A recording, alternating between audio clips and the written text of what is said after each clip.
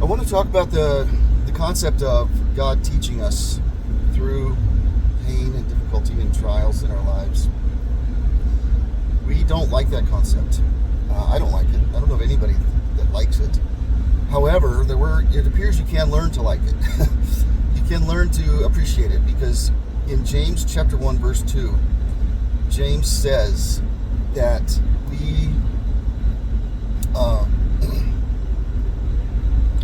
should be joyful when trials come, because we know they're working in us patience. They're producing endurance.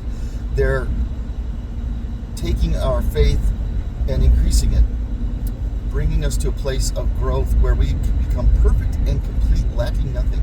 God has a plan for us in our life. We start with faith in Jesus. We trust Him.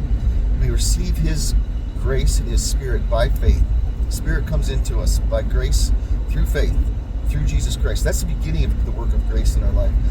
But grace continues, and grace teaches us to deny ungodliness and lust and perverse thoughts and our own desires. And part of our own desires is just flat being in control.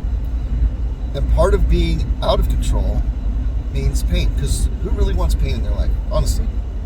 I know people get there, you can hurt yourself, but it's not a healthy thing. That's not the way God does it. God brings pain that we don't want. Just like a father who disciplines a child, or a mother who does it correctly, not out of anger and rage, but out of a desire to train a child to live and grow.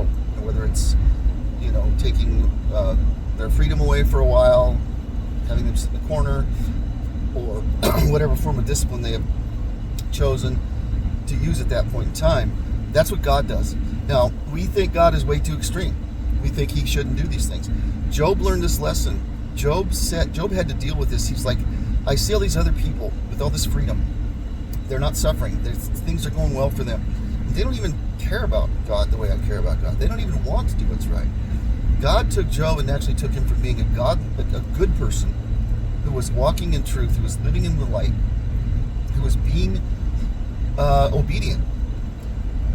But he had still had this idea, this thought that comes from all of us. We all participate in it, which is that we are in charge of our own lives, and that God is not God, that we are gods of our own lives. It's not even necessarily a sin, because it said Job did not sin in all of this. It's a training that we receive from God. God treats us as dear children whom He is growing up into fully grown adult children of the Father.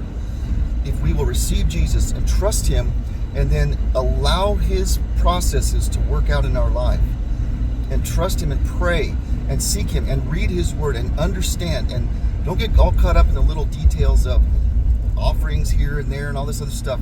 It's about our hearts being connected to the Father in truth, not being disobedient, not being rebellious, not going our own way and trying to indulge ourselves in things that make us happy, but seeking the Lord. And true joy comes from that. That's what it says. But it's hard to learn. Job was learning that process. When you read the book of Job, if it makes you angry, it's because you, like me and everyone else, think it's not fair. We think there should be a connection to a specific sin that we've committed if we're going to suffer that kind of pain. That's not how it works. Pain just comes to train us, and that is part of being human, and it's part of how we learn that God is God and we are His children. It's hard, but we got to do it.